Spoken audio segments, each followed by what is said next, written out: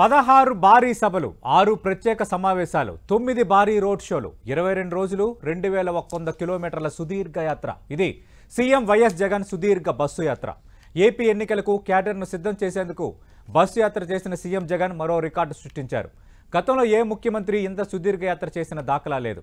సుమారు 22 రోజులు మండుటెండను సైతం లెక్క చేయకుండా జనం మధ్యకు వెళ్లిన సీఎం జగన్ గత 5 ఏళ్లలో తన ప్రభుత్వం చేసిన మంచిని చెప్పుకున్నారు. ప్రజల మద్దతు కోరారు. మార్చి 27న మొదలైన మేమంతా సిద్ధం బస్సు యాత్ర ఈరోజు శ్రీకాకుళం జిల్లా టెక్కల నియోజకవర్గంలో అక్కవరం వద్ద ముగిసింది. ఈ సుదీర్ఘ పాదయాత్రలో బస్సు యాత్రలో ప్రజలు సీఎం జగన్కు అడుగడుగున బ్రహ్మరథం పట్టారు. ప్రతి ఊరిలోనూ జేజేలు పలికారు. సీఎం యాత్రకు జనం నీరాజనం పలకడంతో వైసీపీ క్యాడర్లోనూ జోష్ వచ్చింది. ఇదే ఊపుతో రెండోసారి అధికారంలోకి వస్తామని ధీమా ప్రదర్శిస్తోంది వైసీపీ. గత ఎన్నికలకు ముందు ప్రజా సంకల్ప యాత్రతో అధికారంలోకి వచ్చిన సీఎం జగన్ ఇప్పుడు బస్సు యాత్ర ద్వారా రెండోసారి అధికారంలోకి వచ్చేందుకు సిద్ధమంటున్నారు. నిజంగా ఈ సిద్ధం యాత్ర అలాగే బస్సు యాత్రలతో అధికారం సిద్ధిస్తుందా? దీని ఇంపాక్ట్ ఎలా ఉండబోతోంది ఎన్నికలపై, ప్రజలపై? ఈ అంశంపై మాట్లాడడానికి ప్రత్యేకంగా లైవ్లో పాల్గొంటున్నారు ప్రముఖ విశ్లేషకులు తెలకపల్లి రవి గారు. తెలకపల్లి రవి గారు, నమస్తే సార్. నమస్తే సతీష్. తెలకపల్లి రవి గారు, మనం చూసాం గడప గడపకు వైసీపీ అని, మీకోసమే మేమంతా అని రకరకాల కార్యక్రమాలు గత 2 సంవత్సరాలుగా వైఎస్ఆర్ కాంగ్రెస్ పార్టీ చేస్తూనే ఉంది. కానీ ఎన్నికల ప్రచారంకి వచ్చేసరికి సిద్ధం అంటూ ఒక స్టాండర్డ్, ఒక ఫార్మేట్ లాగా తీసుకుని మేమంతా సిద్ధం అంటూ అంతకుముందు సిద్ధం సభలంటూ ఒక 5-6 ప్రాంతాల్లో సభలు నిర్వహించడం, అలాగే ఏ ముఖ్యమంత్రి చేపట్టని సుదీర్ఘ బస్సు యాత్ర, ఇన్ని కిలోమీటర్లు ఈ స్థాయిలో బస్సు యాత్ర చేపట్టి ఈరోజు అది ముగించడం. నిజంగా దీని ఇంపాక్ట్ ఉంటుందా? మామూలు సభలకి బస్సు యాత్రకి ఏమైనా తేడా గమనించారా మీరు? అంటే ఒక క్రమ పద్ధతిలో ప్లాన్డ్ గా చేసుకుంటూ వెళ్ళారు ముఖ్యమంత్రి. దానికి అంతకు ముందు కూడా ఆయన జనంలో ఉండాలి, జనంలో మనకు సానుకూలత ఉంది, దాన్ని మనం సద్వినియోగం చేసుకోవాలి, ఇది ఒకటే ఆయన మెయిన్ స్లోగన్ గా పెట్టుకున్నారు. కాకపోతే ఈ బస్సు యాత్రలు అంటే ముందు సిద్ధం, తర్వాత మేమంతా సిద్ధం అని చెప్పిన మొదటేమో కొంత ప్రాంతీయ ప్రాతిపదిక క్లస్టర్ లాగా, తర్వాత ఏమో ఇంకా దగ్గరగా వెళ్ళారు. తప్పకుండా ఇది వైసీపీలో కొంత కాన్ఫిడెన్స్ పెంచినట్టుగా మనకి కనిపిస్తుంది. అంటే వాళ్ళు సిద్ధం సభలకు ముందు, సిద్ధం సభల తర్వాత అని మాట్లాడుతున్నారు. వాళ్లకు విశ్వాసం పెరగడానికి, అందులోనూ సమాంతరంగా ఎన్డీఏ ఏర్పడము ఇట్లాంటివన్నీ కూడా ఎక్కువగా ఈ కాలంలోనే జరిగాయి. ఏర్పడిన తర్వాత దాంట్లో కొన్ని విభేదాలు, సీట్ల మీద కొన్ని తర్జనభర్జనలు ఇట్లాంటివి. దీంతో పోల్చి చూస్తే వైసీపీ వాళ్ళు ముందుగానే అభ్యర్థులు మార్చడాలు ఒక 80 మందిని ముందుగా మార్చుకొని, లేదా ఎంపీలు ఎమ్మెల్యేలను మార్చి, సీట్లు మార్చి, అభ్యర్థులు మార్చి ఆ కసరత్తు అంతా చేస్తున్నప్పుడేమో వైసీపీ సమస్యలో ఉందని ఈ ప్రధాన ప్రతిపక్షం తెలుగుదేశం, జనసేన లాంటివి దాని మీద ఎక్కువ ఫోకస్ పెట్టాయి. తీరానేమో ఆయన సిద్ధమని మొదలుపెట్టి అక్కడి నుంచి చేసుకుంటూ వెళ్ళారు. తిరిగినప్పుడు చెప్పేది ఏంటంటే ఈ సిద్ధం అన్న పేరు కూడా బాగా కుదిరింది అని. ఇక్కడ మనం గుర్తించాల్సింది రాజకీయ విమర్శలు లేకపోతే వ్యక్తిగతమైన అంశాల్లో విమర్శలు ఏమున్నా కానీ వైఎస్ఆర్ పార్టీ ముఖ్యమంత్రి జగన్ ఒక క్రమ పద్ధతిలో వ్యూహాత్మకంగాను అలాగే ఒక స్ట్రాటజీ ప్లాన్ పద్ధతిలోనూ పోతున్నారనేది అయితే మనం గుర్తించాల్సి ఉంటుంది. అందుకనే ఎప్పుడు ప్రత్యర్థిని రాజకీయంగా సరిగ్గా అంచనా వేసి ఎలా ఎదుర్కోవాలని కాకుండా ఇవన్నీ లెక్కలోనే కాదు, సైకో లాంటి వాడు, సైకో ఏం చేస్తున్నాడో ఆయనకే తెలియదు, ఈ పద్ధతిలో మాట్లాడారు. కానీ ముఖ్యంగా ఆయన ప్రధాన ప్రత్యర్థులు, కానీ ఆయన అయితే తన పార్టీని గెలిపించుకోవడానికి తను మళ్ళీ అధికారంలోకి రావటం అనే ఒక సింగిల్ పాయింట్ మీద పెట్టి ఇవన్నీ చేశారనేది మనకు అర్థమవుతుంది. దానికి తగినట్టుగా జనం రావటము, స్పందన కూడా బానే ఉంది. ఎవరు కూడా దాన్ని తోచేసే పరిస్థితి లేదు. అంటే మా సభలకు వస్తే జనము, మీ సభలకు వస్తేనేమో తోలేరు అంటే కుదరదు కదా. ఈ రెండు శిబిరాలు, వాళ్ళు పెడితేనేమో వీళ్ళు ఖాళీ కుర్చీలు, వీళ్ళు పెడితే వాళ్ళు ఖాళీ కుర్చీలు చూపిస్తుంటారు. దానివల్ల పెద్ద ఉపయోగమైన లేదు. తప్పకుండా ఒక కార్యక్రమంగా సిద్ధం సభలు అనేవి ఒక క్యాంపెయిన్ మోడ్ లో జయప్రదంగా పూర్తి చేశారని చెప్పాలి. దీనివల్ల రీచ్, ఇంకోటి ఈ సందర్భంలో చాలా పరిణామాలు చూసింది. నేను ఇందాక అన్నట్టు ఎన్డీఏలో అనైక్యతలు, సీట్ల మార్పిడులు, ఇప్పటికీ అది ఇంకా పూర్తి కాని పరిస్థితి. అవును, ముఖ్యమంత్రికి సంబంధించి జరిగినటువంటి రాయి దాడి లాంటివి రాష్ట్రంలో, దేశంలో కూడా సంచలనానికి దారితీసిన అంశం. మూడోది ముఖ్యమంత్రి ప్రజలతో ముఖాముఖి అనే కార్యక్రమం పెట్టుకొని వాళ్ళ ద్వారా తను చేసిన పథకాలు అవి చెప్పించడం, ఎప్పుడు తనే మాట్లాడడం కాకుండా ఫైనల్ గా నిన్న తన సోషల్ మీడియా వారియర్స్ అని వాళ్ళతో మాట్లాడటం అంటే ఇదంతా ఒక కేర్ఫుల్లీ డ్రాఫ్టెడ్ క్యాంపెయిన్ స్ట్రాటజీ అనిపిస్తుంది. ఈ మొత్తంలో మాలాంటి వాళ్ళ విమర్శ చేస్తూ వచ్చాము. విశాఖ ఉక్కు లాంటివి అసలు స్పృశించట్లేదని, విశాఖలో చివరిలో రోడ్ షో చేసినా కానీ ఆ సభల్లో మాట్లాడలేదు కాబట్టి ఈ అంశం రాలేదు.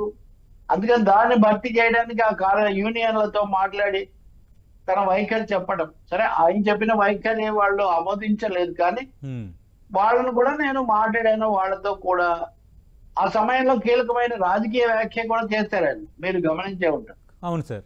కాబట్టి అందుకని ఎవరికి మెజార్టీ రాకుండా ఉంటే చాలా బాగుంటుందని చెప్పారు. అంటే ఇండైరెక్ట్ గా ఎన్డీఏకి మద్దతు ఇస్తారని ముఖ్యమంత్రి బయటపడ్డారని కొన్ని పత్రికలు కూడా రాశాయి. ఇది రెండు విషయాలు సతీష్. ఇప్పుడు ఒక పరిణామాన్ని వాస్తవికంగా చూడటము, దానికి ఉన్న అన్ని కోణాలు చూడటం ఒక పద్ధతి. అవును. ఒక కోణంలో చూపించాలని చూడటం ఒక పద్ధతి. ఇప్పుడు పూర్తిగా మోదీని ఎలా అయినా బ్రహ్మాండంగా ప్రతిష్ఠించాలి, విజనరీ లీడర్ మోడీ అని ఈ రెండు పార్టీలు కూడా పూర్తిగా మోస్తున్న సమయంలో అంటే ఆయన మళ్ళీ ప్రతిష్ఠించడమే మా విధానం అని. ఇప్పుడు జగన్ ఎందుకైతే ఏముంది, పూర్తి మెజార్టీ రాకుండా ఉంటే మనం కొన్ని మన కోరికలు తెచ్చుకోవచ్చు అనే పద్ధతిలో మాట్లాడుతున్నాడు. అంటే సర్వశక్తివంతుడిగా మోడీని పునఃప్రతిష్ఠించాలి అనేటటువంటి శిబిరం. ఆయనకు మెజార్టీ తక్కువ, ఆయనకు మెజార్టీ రాకపోతే కొంచెం మనం కోరికలు సాధించుకోవచ్చు అనేటటువంటి మాట. ఈ రెండింటికి తేడా లేదా? రెండవది అలా తేడా, వాళ్ళకి మెజార్టీ రాకపోతే అప్పుడు ఆయనే బలపరుస్తారు అనే దాన్ని ఎందుకు ప్రొజెక్ట్ చేస్తున్నారు అనేది ఒక ప్రశ్న. ఆ మాట ఆయన ఏం చెప్పలేదు కదా. అవును అవును. మన మీద ఆధారపడే పరిస్థితి వస్తే అన్నారు. ఆధారపడే పరిస్థితి ఎవరికైనా రావచ్చు కదా. మోదీకి ఆధారపడినా కానీ అధికారంలోకి వస్తుందనే గ్యారంటీ లేదా? వేరే వాళ్ళకి అవకాశం వస్తే. కాబట్టి జగన్ చేసిన కామెంట్ ను ఓపెన్ ఎండెడ్ గా చూడాల్సి ఉంటుంది. అంటే దాన్ని ఇరువైపులా కూడా భాష్యం చెప్పుకోవడానికి వీలుగా ఉంటుంది. బట్ ఎక్కువ భాగం బీజేపీతో ఉన్నాడు, వాళ్ళని ఇప్పటికి కూడా మద్దతు ఇస్తున్నారు కాబట్టి బీజేపీ అనుకున్నప్పటికీ ఆ మాట అయితే ఆయన శాసనసభలో కూడా చెప్పాడు.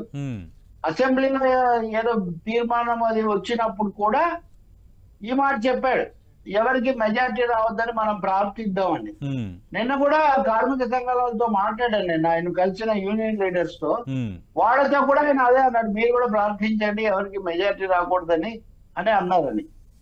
కానీ ఎందుకని మీరు చెప్పినట్టుగా ఒక సెక్షన్ ఆఫ్ మీడియా ఎన్డీఏతోనే ఉంటాడని చెప్పాడని ఎందుకు చెప్తున్నారంటే, ఎన్డీఏ పేరుతో తెలుగుదేశం బీజేపీతో కలవటం అన్నది కౌంటర్ నెగిటివ్ అయింది. మైనార్టీలను దూరం చేయడము, అలాగే రాష్ట్రానికి చేసిన అన్యాయం ఇట్లాంటివన్నీ చర్చకు వచ్చాయి. కాబట్టి ఎన్డీఏతో కలవటం టీడీపీకి నష్టం అనే చర్చ అటు జరుగుతున్నప్పుడు జగన్ కూడా అటే ఉన్నాడు అని చూపించే ఒక ప్రయత్నం చేసినట్టుగా రెండో వైపు చూడడానికి వాళ్ళు ఈ భాగాన్ని చూస్తున్నారు. దానితో ఇంకొకటి కూడా చెప్పొచ్చు. వాళ్ళు ఉదాహరణకు వాళ్ళు ఈ రోజు హైదరాబాద్ లో వాళ్ళు ఇచ్చిన వార్తలు అవన్నీ చూస్తే పూర్తిగా మోడీకి అనుకూలంగా ఉన్నాయి. అంటే ఇందులో ఒక ద్వంద్వ క్రీడ. మోదీతో ఉండాలి, రేవంత్ రెడ్డి ఉండాలి, తెలుగుదేశం ఉండాలి. ఈ ఒక వరలో రెండు కత్తులు కాదు 3 కత్తులు పెట్టే ఒక ప్రయత్నం ఇది. ప్రజలను తీపిస్తారో మనం చూడాల్సి ఉంటుంది. జగన్ అయితే తన మాటల ఇంప్లికేషన్ అంతరార్థం లేకపోతే ప్రభావం తెలియకుండా అని ఉంటారు అని నేను భావించట్లేదు. అంటే రవి గారు, మనం చూసాం మీరు అన్నట్టుగా ఈ బస్సు యాత్ర ప్రారంభమైన తర్వాతే ఎన్డీఏ కూటమి, ఈ టికెట్లు, ఈ గందరగోళాలు, ఆరోపణలు, ప్రత్యారోపణలు, ఇదంతా. రెండో కీలకమైన అంశం విజయవాడలో ముఖ్యమంత్రి జగన్మోహన్ రెడ్డిపై జరిగిన రాయి దాడి. అది కొంచెం గందరగోళం అవటం, సానుభూతి కోసమే జగన్మోహన్ రెడ్డి చేయించుకున్నారని ఒక వర్గం అనటం, లేదు ఇది అనుకోకుండా జరిగిందనే అంశం రెండోది, కుట్ర కోణం ఉందని మూడోది. దీని ఇంపాక్ట్ ఎంతవరకు ఉండొచ్చు సార్? వాస్తవంగా జరిగిన రోజు మనం మరుసటి రోజు చర్చించినట్టు సతీష్. అవును సార్. ఇప్పుడు తప్పకుండా రాయిదాడి తగలడం అనేది ఒక విధంగా వాతావరణాన్ని వేడెక్కించింది, వివాదాలు ఉద్రిక్తతలు పెంచింది. అలాగే జగన్ వ్యతిరేక శక్తులు లేదా జగన్ పట్ల అసహనం ఏ స్థాయిలో ఉంది, ఒక సెక్షన్ లోని ఒక వాస్తవాన్ని కూడా ప్రజలు నేరుగా తెలుసుకోవడానికి అవకాశం ఇచ్చింది, అది సందర్భం అయింది. ఎవరి మీద ఎంత రాజకీయ వ్యతిరేకత ఉన్నా ఈ దాడులు లేకపోతే గాయపరచడాలు ఇట్లాంటి వాటిని మనం ఆమోదించాము. కానీ ఆ సమయంలో కూడా ఏదో లాంఛనంగా మేము ఖండించామంటూనే ఇదంతా డ్రామా నాటకము కావాలని చేయించుకున్నారని ఇంకా ఒక గంట కూడా కాకుండానే వీళ్ళందరూ మొదలు పెట్టారు. చాలా మంది వ్యతిరేక పక్షాల వాళ్ళు కొంతమంది, అంటే నేను చేసిన వాళ్ళ గురించి అంటున్నా, ముఖ్యంగా తెలుగుదేశం జనసేన. దాన్ని మనం ఏ విధంగా అర్థం చేసుకుంటాము? ఏ నాయకుడికి జరిగినా చంద్రబాబుకైనా పవన్ కళ్యాణ్ కు జరగకూడదనే కోరుకుందాం. జరిగినా దానికి బాధపడేది పోయి అలా కారణం ఏంటో తెలుసుకొని శిక్షించాలి అనేది పోయి అంతా డ్రామా అంటే ఇప్పుడు ఏమైంది చెప్పండి? నేను ఆ రోజు కూడా మీ చర్చలో చెప్పా. ఇప్పుడు ఆ తర్వాత చంద్రబాబు దగ్గర రాయి పడింది, పవన్ కళ్యాణ్ దగ్గర రాయి పడింది. మరి ఇవన్నీ డ్రామాలు అనాలా? ఒకరే డ్రామా, మిగిలిన వాళ్ళందరూ చాలా విశుద్ధంగా ఉందని మనం చెప్పాలా? ఆ తర్వాత రాయి విసిరిన అతను పట్టుబడే అతను ఎందుకు విసిరాడు ఫలానా కారణానికని మళ్ళీ వీళ్ళే కథలు చెప్తున్నారు. కాబట్టి రాయి అంతా దాడి మిథ్య, గాయం మిథ్య అని చెప్పడం వల్ల ఉపయోగం ఉంది. దాడి చేసిన వాడిని పట్టుకున్నారు. ఇప్పుడు A1 గురించి ఏం సందేహం లేదు కదా, A2 ఎవరు అని. A2గా బోండా ఉమా లేకపోతే ఆయన ఎవరు దుర్గారావు ఇలా పెడతారని అనుకుంటే వాళ్ళను దుర్గారావుని కూడా వదిలేశారు. కాబట్టి నిజాలు తేల్చాలి అని మనం కోరుకోవాలి తప్ప అసలు నిజమే కాదు అని చెప్పడం ద్వారా ఒక విధంగా అది ఒక సెల్ఫ్ గోల్ లాగా తయారైంది. ఇప్పుడు పోలీసు అధికారులను బదిలీ చేశారు. అది రైటా కాదా నేను చెప్పను, కానీ పోలీస్ అధికారులను ఎందుకు బదిలీ చేశారు? దాడి కారణంగా. దాడి విషయంలో వీళ్ళు మరింత జాగ్రత్తగా ఉండలేదు అని.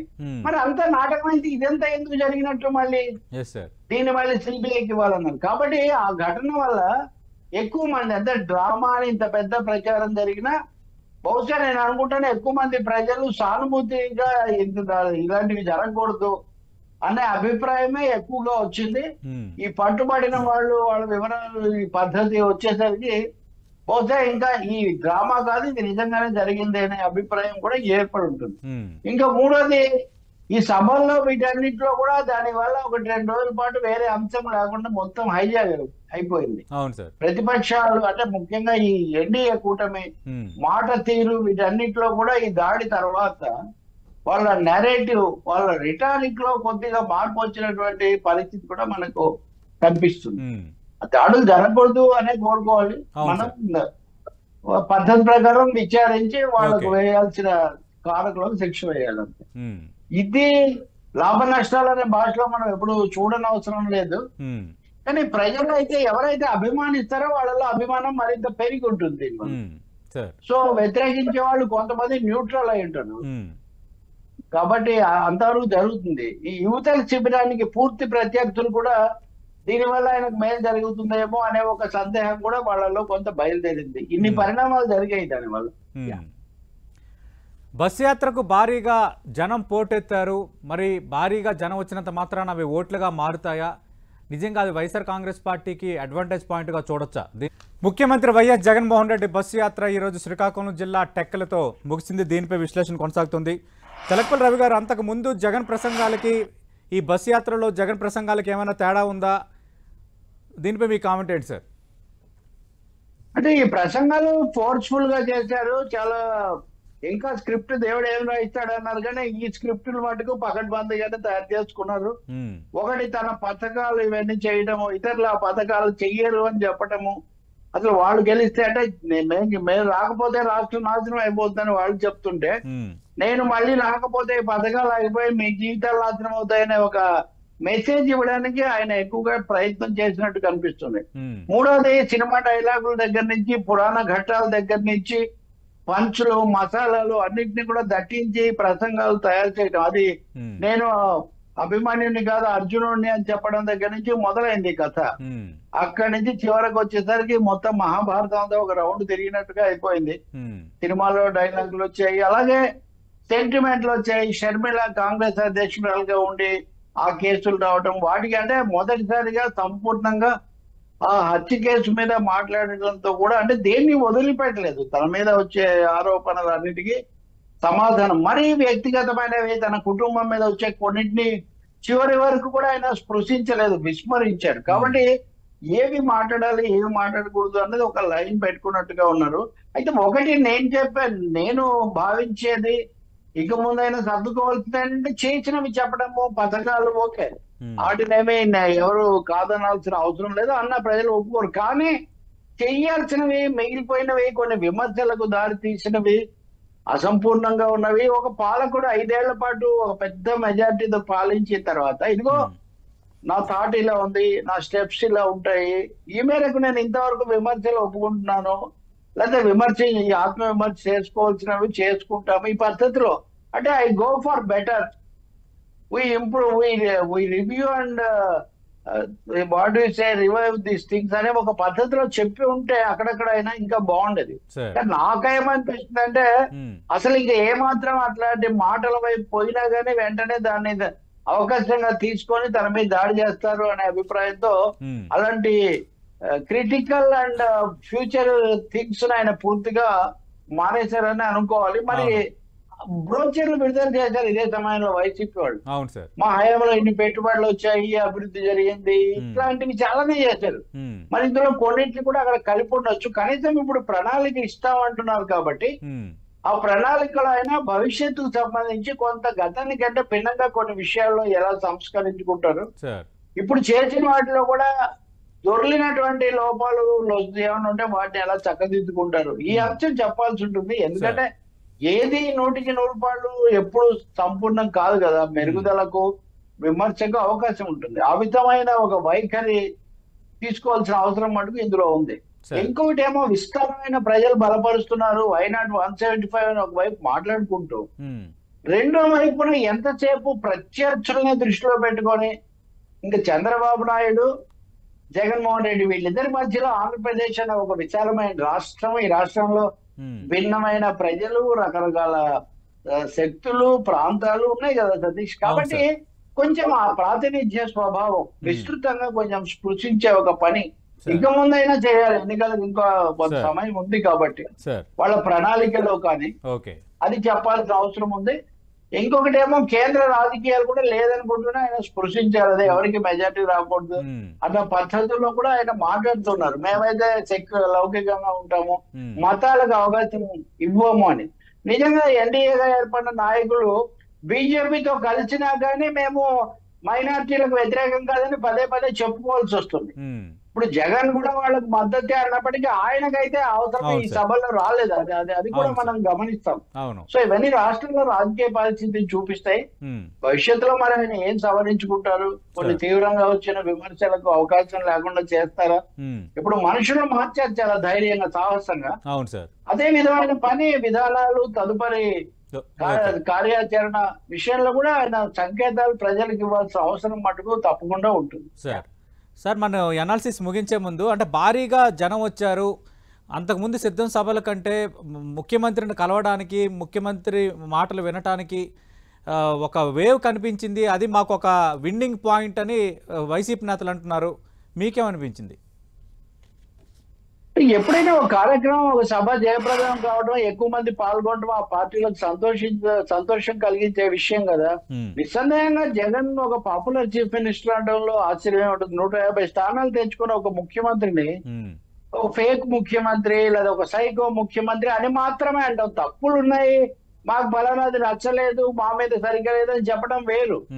సో ఒకవైపునేమో షేక్ అవుతున్నటువంటి పరిస్థితులు, ఇంకోవైపునేమో ఫేక్ అంటాం. దీనివల్ల ఏమి ఉపయోగం లేదు కదా. తప్పకుండా జగన్ కు తనదైన సానుకూలమైన అంశాలు చాలానే ఉన్నాయి. ఆయనకున్న ఓట్ బేస్ ఏదో ఆయనకు ఉంది. అదే సమయంలో కొన్ని ఒక ఫెన్స్ సిట్టర్స్ ఉన్నారు, తటస్థంగా ఉండే ఓటర్లు ఉన్నారు. ఓట్లు తెచ్చుకోవడం ఒకటే సతీష్, ఇందాక నుంచి మీరు అడిగిన దానికి కూడా నేను చెప్తుంది అదే. జగన్ మాటల్లోనూ ఆ పార్టీ దీంట్లో కూడా తాము చేసిన పథకాల వల్ల వీళ్ళందరూ ఓట్లు వేస్తారు, మళ్ళీ వస్తాము, అది ఒక భాగమే రాజకీయంలో. దైనందిన జీవితము, వీళ్ళందరినీ కలుపుకొని పోవటము, విస్తృతమైన కోణం కూడా ఒకటి ఉంది. సో నిస్సందేహంగా ఆయన సభలు జయప్రదం కావటం అన్నది నేను మొదటే చెప్పాను, వాళ్ళ కాన్ఫిడెన్స్ లెవెల్స్ ను పెంచింది, బాగా జోష్ పెంచింది. అది అంత పెరిగినటువంటిది ఓట్లలో కూడా ఫలిస్తుంది, తమకు అనుకూలంగా ఉంటుందని వాడు భావిస్తారు కదా. సో ఇప్పుడు మొన్ననే వాళ్ళ సోషల్ మీడియా ఒక పట్టిక విడుదల చేసింది, అందులో ఒక 24 సర్వేలు ఇచ్చి అన్ని మాకు అనుకూలంగా ఉన్నాయని. ఇంకా అవతరాల సోషల్ మీడియాలో కూడా అలాగే ఇవ్వచ్చు. కానీ ఒక అధికారంలో ఉన్న పార్టీ ప్రతిపక్షంలో ఉన్నప్పుడును ఏదైతే ఇన్కంబెంట్ పార్టీకి ఆ తేడా ఉంటుంది కదా. సో ఇన్కంబెంట్ పార్టీ అయినప్పటికీ కూడా మాకు పబ్లిక్ అప్రూవల్ రేట్ చాలా ఎక్కువగా ఉంది అని చెప్పుకునే ప్రయత్నము ఆ దిశలో వైసీపీ నడుస్తున్నట్టుగా కనిపిస్తుంది. రైట్. థ్యాంక్ యూ రవి గారు. ఇది సీఎం జగన్మోహన్ రెడ్డి చేపట్టిన మేమంతా సిద్ధం బస్ యాత్రపై తలపల్లి రవి గారి విశ్లేషణ.